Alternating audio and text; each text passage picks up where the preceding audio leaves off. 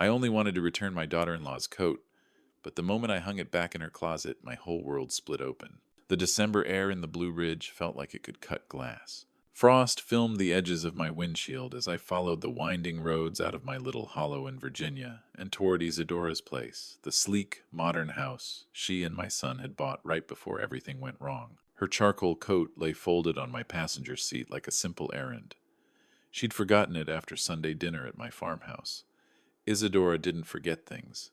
Not keys, not appointments, not words. She was a nurse, sharp, controlled, always calm in the way that made people trust her.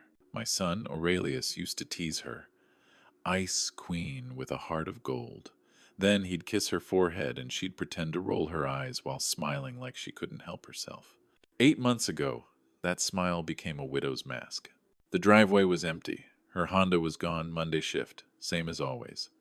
I still had the spare key she'd given me in the early days, back when we were family in the uncomplicated way. Inside, the house felt like a museum exhibit titled Grief, Minimalist Edition.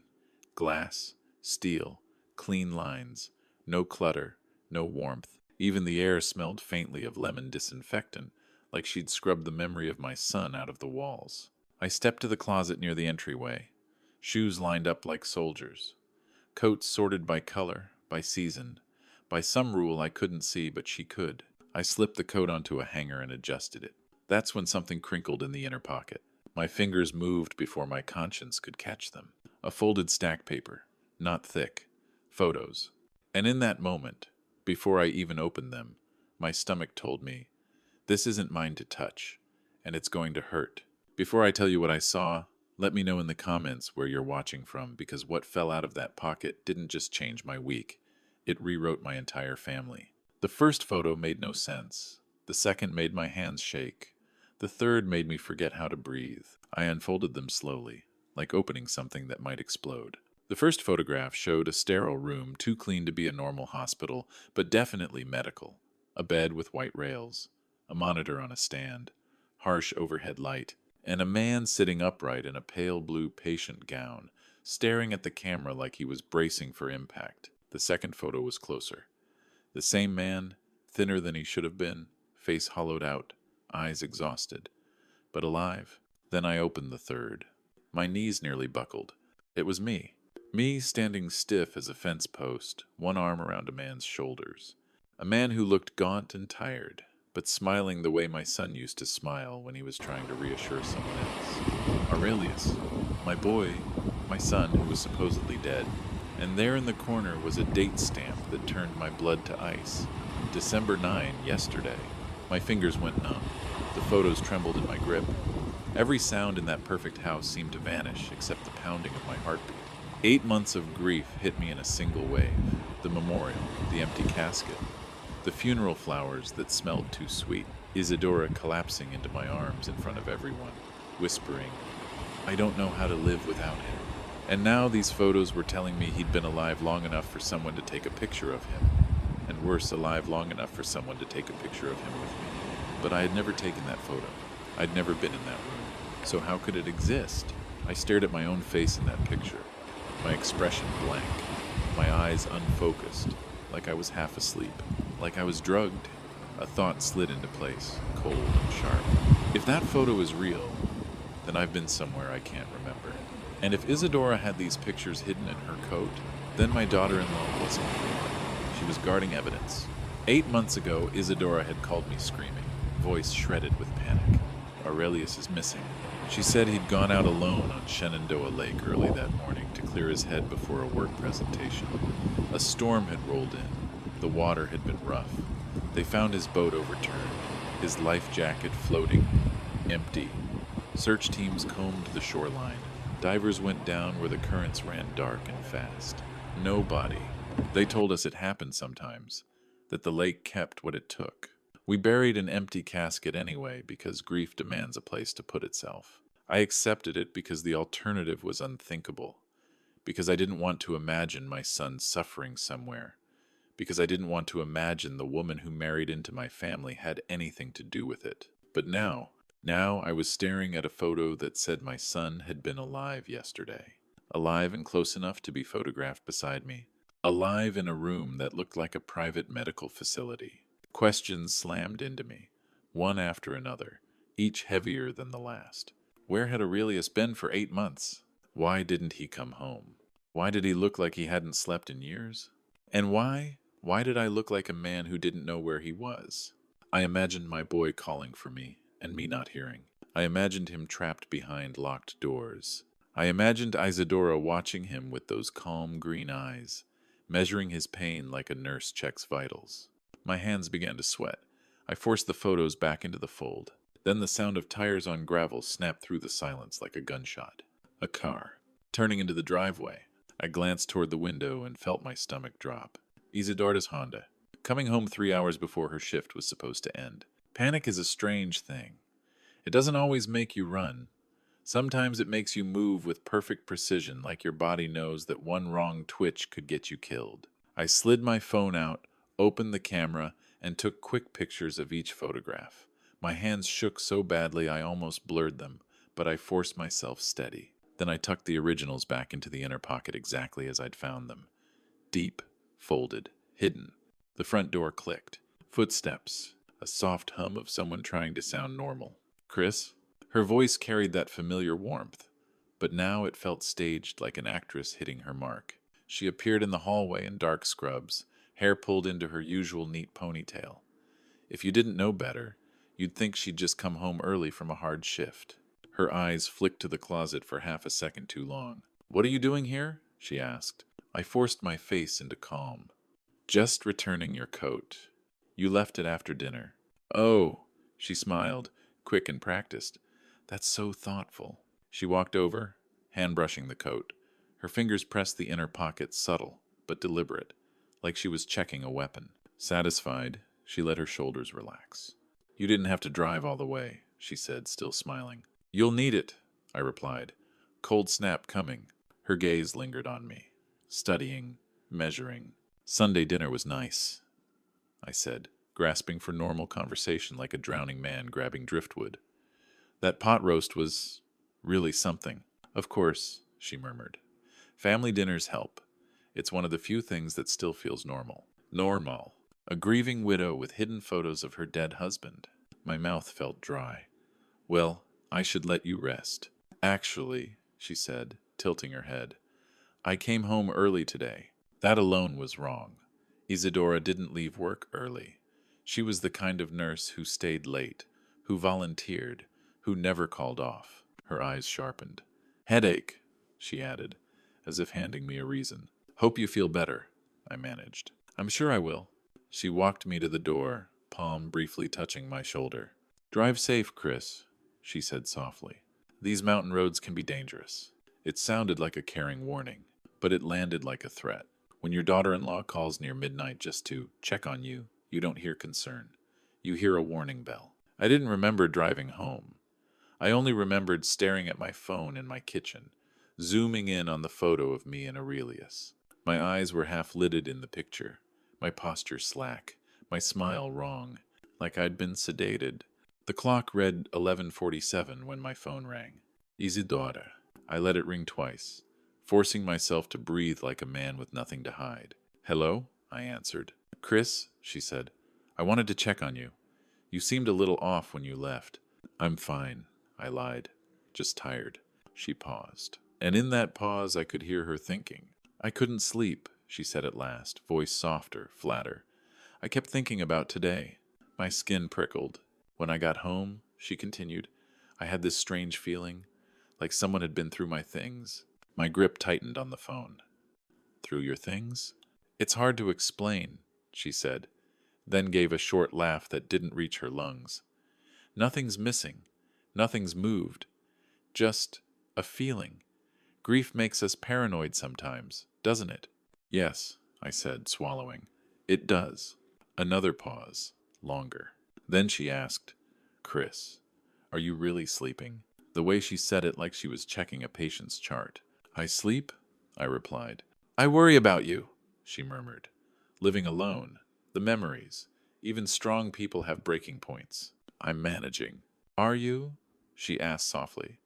"Because you were nervous today, like you were in a hurry to leave." She was fishing.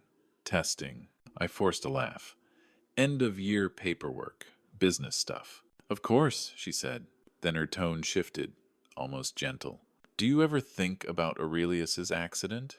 My throat tightened. What do you mean? No witnesses, she whispered. No body. Just an overturned boat. Don't you think it's strange someone as careful as Aurelius would go out alone in rough weather? My heart banged against my ribs. Was she confessing? Or baiting me? I trust the investigation, I said carefully. Small-town departments don't have resources, she murmured. Sometimes they accept the simple story. Then, almost sweetly, I think we should talk more about Aurelius. Maybe tomorrow night. Dinner. Look through old photos. Share memories. A trap dressed as comfort. Every instinct screamed to refuse. But instinct wasn't what kept you alive around predators. Of course, I said. Come by. Wonderful, she breathed. Try to rest, Chris. We're family, after all. The line went dead. And outside my window, something moved, headlights sliding slow across the darkness of my rural road. I turned off my kitchen light and watched through the curtain like a child afraid of monsters. A vehicle rolled down the road that only led to my property and the abandoned Miller farm beyond. No one came this way unless they were coming to see me. The headlights slowed at the mouth of my driveway. They stayed there, pointed at my house, lighting up my porch like a stage. My mouth went dry. I imagined Isadora in that car, calm hands on the wheel, studying my silhouette in the window. Then the vehicle crept forward and disappeared beyond my land, toward the old farm. But I didn't relax, because predators circle. They don't leave. They wait. I sat at my kitchen table until dawn with coffee that tasted like ash. The photos on my phone felt like a hot coal in my pocket. By sunrise, I knew one thing. I couldn't face Isadora alone. Not if she'd been able to drug me once without my memory. Not if she was already watching my house at night. So I called the only man I trusted the way I used to trust family. Kenneth Morrison, my best friend for 35 years. When he answered, he didn't ask why. He just said, I'm on my way. Kenneth's pickup was already in the parking lot when I arrived at my small manufacturing office in town. Thornfield, manufacturing, my father's name on the sign, my hands in the work, Aurelius's future before it all fell apart. Kenneth took one look at my face and swore under his breath. You look like hell, he said. Feel worse, I admitted. Inside my office, a third man waited quiet, wearing a plain jacket, holding a manila folder like it weighed nothing. This is Franklin Cooper, Kenneth said. Former state police, private investigator now. I asked him to look into Aurelius's disappearance a few months back. The words hit me hard. You've been investigating without telling me? Kenneth's eyes softened. I didn't want to break you if it was nothing. But something about Isadora never sat right. I unlocked my phone and showed them the pictures. Kenneth leaned in, face draining of color. That's your boy. Franklin didn't react emotionally. He studied like a doctor reading an x-ray. Medical setting, he said. Not a public hospital. Too controlled, too private.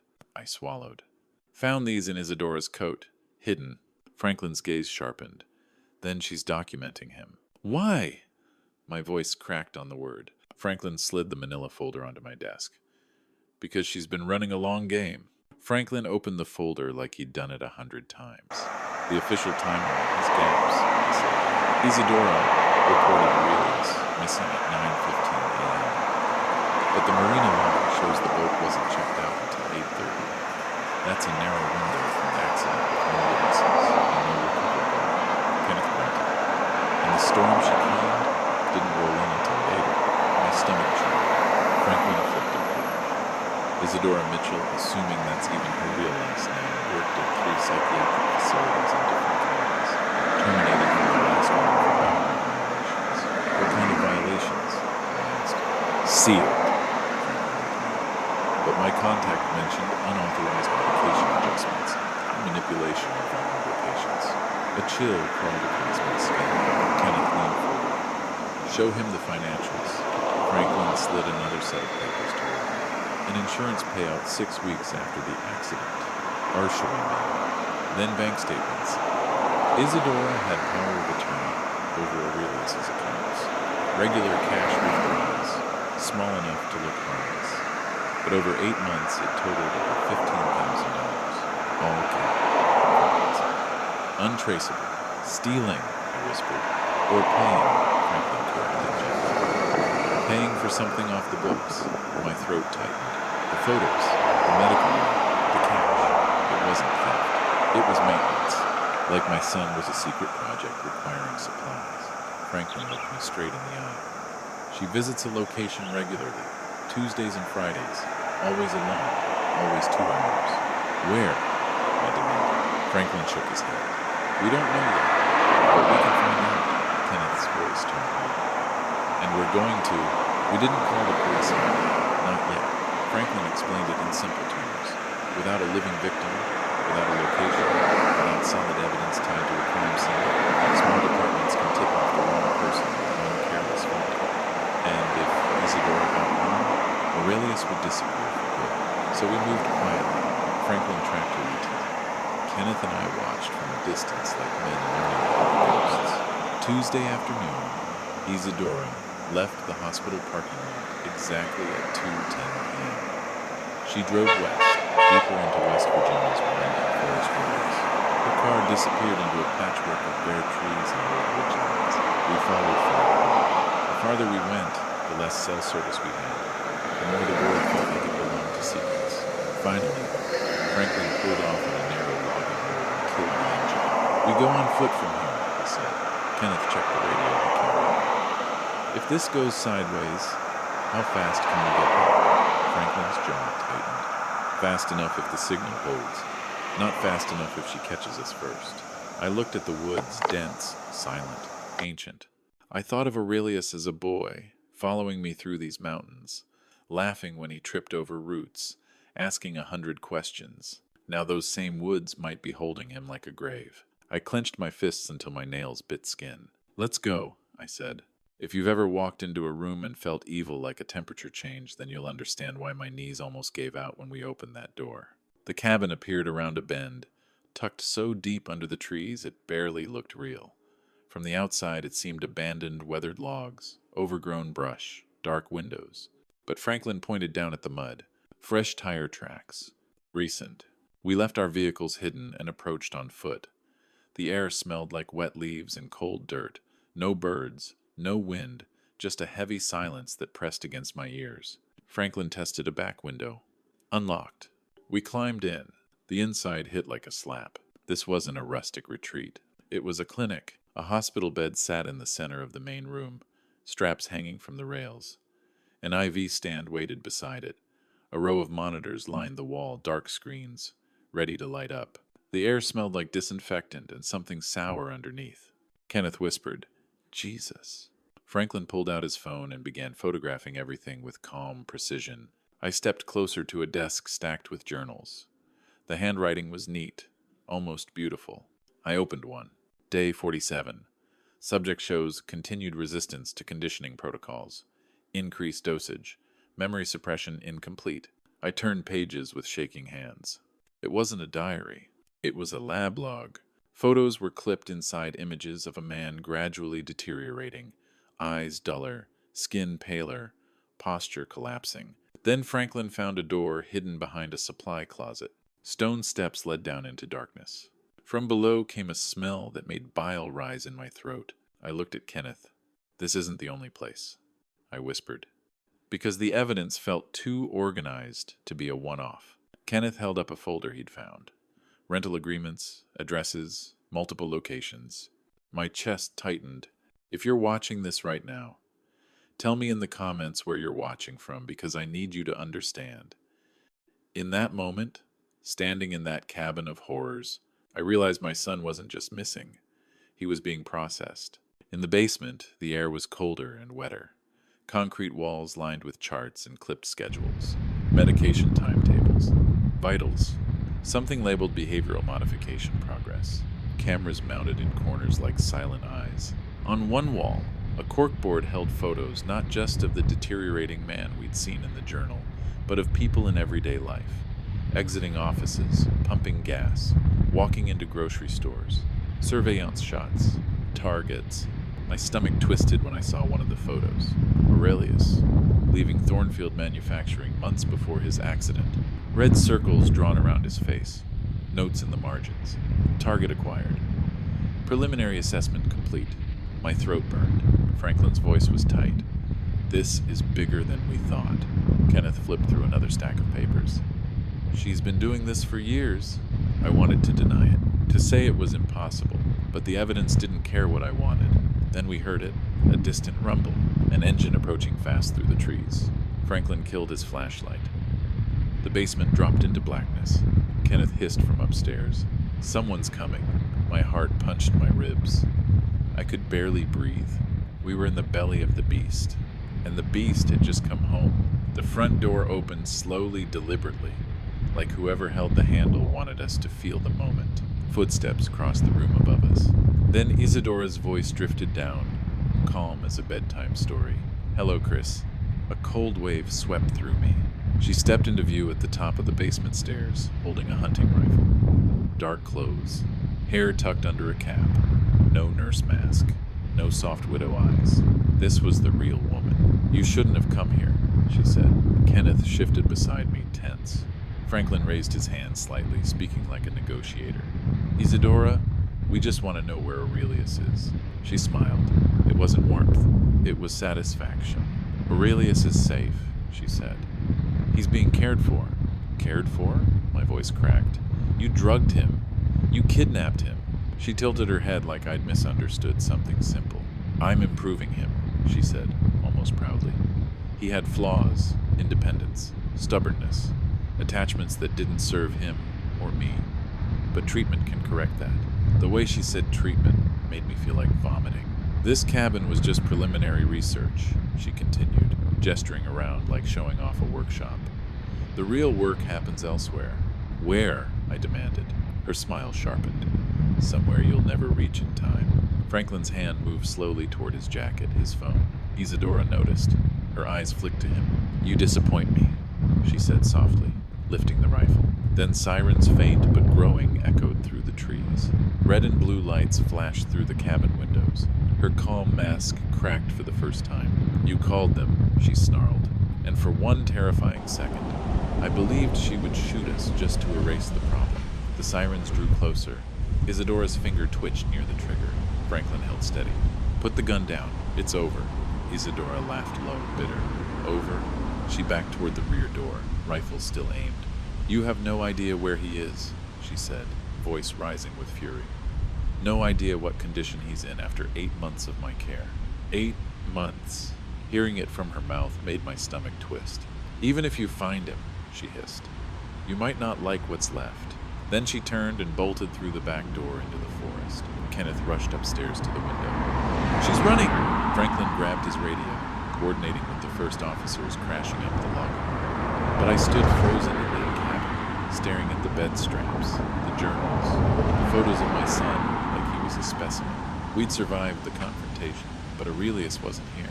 And Isadora had vanished into miles of wilderness with a head start and secrets in her pocket. That was when I realized something else. This wasn't just about saving my son. This was about stopping a predator who'd been practicing for years. Police spread out, flashlights sweeping the trees. Radios crackled. Footsteps pounded through wet leaves. Franklin spoke into his radio, calm, controlled. "She's heading northwest, likely toward the old logging road." I moved without thinking. My body remembered these woods. I'd hiked them with Aurelius back when his biggest fear was getting a splinter. I read the ground, broken twigs, scuffed mud, leaves torn off low branches. "She cut uphill," I said, surprising myself with certainty. "She's trying to reach higher ground." An officer, Detective Cross, introduced quickly, stared at me. "You know this area?" "I live here," I said, "and my son grew up here." We pushed harder, climbing a ridge. The air burned my lungs. Cold sweat soaked my back. Then through the trees, a faint glow pulsed generator light. A structure ahead, bigger than the first cabin. More hidden. Cross signaled his men to slow, to surround. Franklin whispered, "If Aurelius is there, we don't rush in blind." But I couldn't stop my feet, because I'd just seen something through the branches that punched the air out of my chest. A shadow moving behind a curtained window. A man's shape, thin, slumped, but alive. The cruelest people don't always call what they do harm. Sometimes they call it love. Sometimes they call it help. Isadora called it perfecting. I reached the front door before anyone could grab me. It swung open with my shove. The room inside was brighter, more equipped, like a full clinic built in the wilderness. Medical carts, cabinets stocked with supplies, another bed with restraints, and there on the bed was Aurelius. My son's hair was longer, messy, his cheeks hollow, his wrists marked with bruises, but his eyes lifted, struggling through fog. "Dad?" he rasped. My chest cracked open, but before I could move, Isadora stepped into view from the side room, holding a syringe filled with clear liquid. "Don't," she warned, pressing it to Aurelius's neck. Aurelius flinched. His eyes widened in confusion like he couldn't process the scene. Isadora's smile was gone. What remained was something feral. "This contains enough potassium chloride to stop his heart in seconds," she said, voice steady. "One step closer, and your reunion becomes a funeral." I froze. Every part of me screamed to charge her, to tear her away from my son. But one wrong move, and she'd kill him just to prove she could. "It's over, Isadora," I said carefully. "Police are outside. There's nowhere left." Her eyes glittered. "Then I'll take my work with me." "Work?" I choked out. 8 months, she hissed. 8 months of progress, breaking down his core identity, making him grateful, making him devoted. Aurelius's brow furrowed, fighting fog. "What did you do?" "I fixed you," she said sweetly. "I was perfecting you."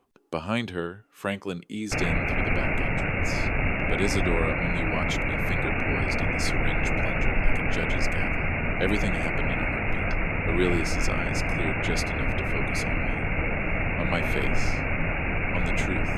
Something in him snapped awake. Even drugged, even weakened, my son still had that stubborn streak Isadora hated. He moved.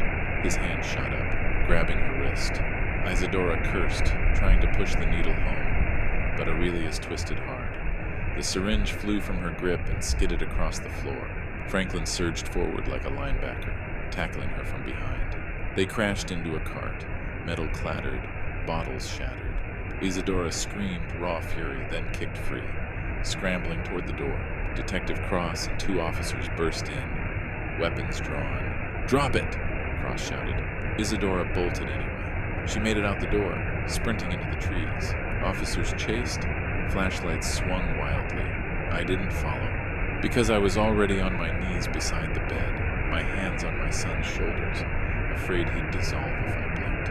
Aurelius's body trembled under my touch. "Dad," he whispered, voice breaking. "I knew you'd come." Tears stung my eyes. "I'm here," I said fiercely. "I'm here.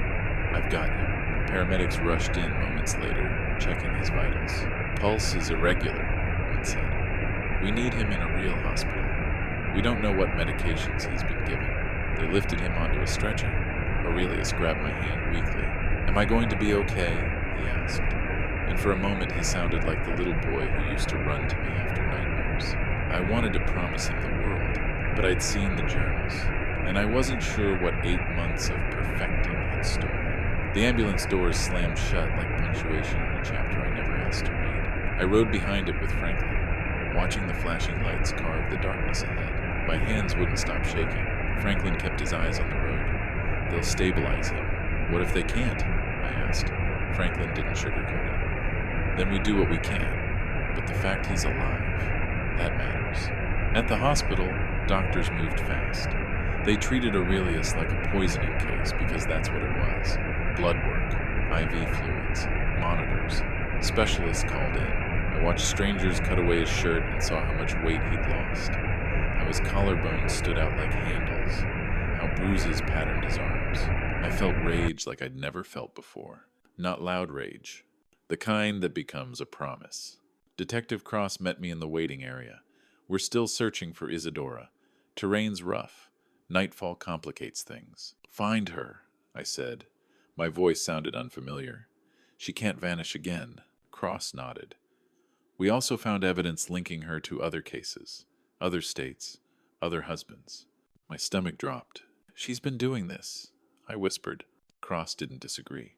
"We're going to build a case that buries her." When they finally let me see Aurelius, he looked small under the hospital sheets. His eyes flicked open, glassy but aware. "Dad," he whispered. I sat beside him and held his hand like an anchor. I'm here, I told him, and I'm not leaving. The hardest thing I've ever heard wasn't a scream or a gunshot. It was my son, whispering calmly about how his wife erased him day by day. 3 days later, Aurelius's hands shook less. His eyes looked clearer. The doctors said they were flushing a cocktail of psychiatric drugs from his system, some legal, some not. Some dosed in ways that made their faces tighten with anger. Detective Cross sat with a recorder. Franklin and Kenneth stood back, quiet. Aurelius stared at his hands as if they didn't belong to him. I remember now, he said softly. Not all at once, but enough. Cross's voice was gentle. Start wherever you can. Aurelius inhaled, then spoke like he was reading from a nightmare. There was no boating accident, he said. My throat closed. That morning, Isadora called me. Said she had car trouble near the marina. Asked if I could pick her up before my fishing trip. His eyes lifted to mine. She was waiting with coffee, said it was a thank you. Kenneth muttered, Son of a... Aurelius continued, voice steady but hollow. I drank it in the car. The drug hit fast. My tongue felt thick, my arms heavy. I tried to ask what she did, but I couldn't speak. I felt sick. She drove me to that first cabin. When I woke up, I was strapped to the bed. Cross asked, How often were you conscious? It varied, Aurelius said. She kept me sedated, but sometimes it wore off enough for me to understand. She told me you thought I was dead, that everyone moved on, that I had no family left who cared. My eyes burned. We never stopped, I said hoarsely. We never stopped. Aurelius's mouth trembled. I held on to that anyway, he whispered, because it was the only thing she couldn't fully drug out of me. Cross leaned forward. Did she ever say why she kept you alive? Aurelius swallowed.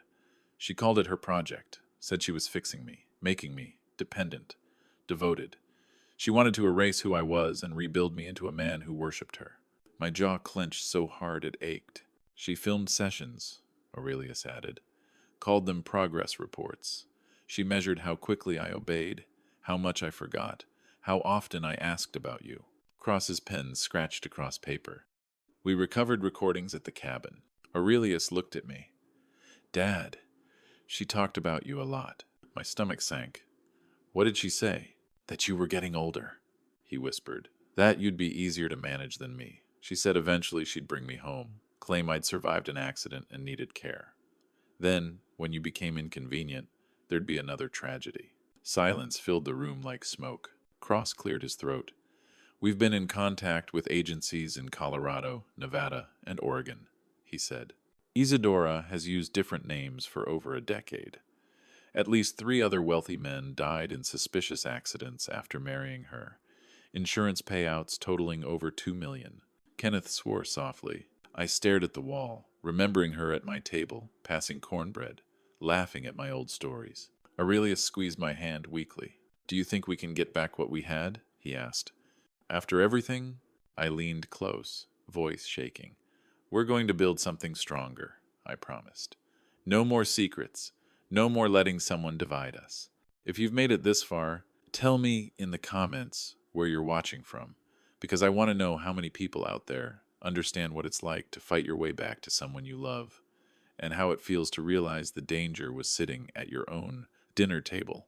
Spring came early that year, turning the Blue Ridge green like the mountains were trying to apologize. Isadora was caught 2 days later after a fall on a steep ridge left her injured and unable to keep running. She didn't cry in court. She didn't beg. She sat like a nurse waiting for a shift change, eyes flat, as if the whole thing was just another chart entry. Life without parole, kidnapping, fraud, attempted murder, evidence tied to older cases reopened. Justice, on paper. But healing wasn't paper. Healing was Aurelius learning to trust his own mind again when nightmares tried to rewrite him. Healing was me sitting in therapy twice a week, admitting how grief made me pliable, how I let someone else take control because I didn't have the strength to hold it myself. Aurelius came back to work slowly, building stamina like a man learning to walk after a crash. The tremor faded. The light returned, piece by piece. One evening, we sat on my porch watching the sunset spill gold over the ridgelines. Aurelius breathed in the cool air and said, You know what I realized? What? I'm stronger than I thought, he whispered. She tried to break me, but she couldn't reach the deepest parts. The love, the memories, the man you raised me to be. Tears blurred the mountains. I swallowed hard. I'm proud of you, I said. Prouder than I've ever been. We started a small foundation with some of the recovered money helping families navigate missing person cases, pushing for better coordination across state lines. Because I learned something the hard way. Evil often wears the mask of kindness, and grief can make you hand your keys to the wrong person. But I also learned this. A parent's love can outlast a lie, outlast a cage, outlast 8 months of darkness. And sometimes the truth falls out of a pocket when you least expect it, because God, fate, or sheer stubborn love refuses to let it stay buried. Thank you for staying with me until the end of this story. If it moved you, if it made you think, or if it reminded you of someone you care about, please take a moment to tap the like button. It truly helps this channel reach others who may need to hear stories like this. And if you enjoy real-life stories about family, betrayal, and finding strength after loss, subscribe to the channel so you don't miss the next one. New stories are coming, and each one has something important to say.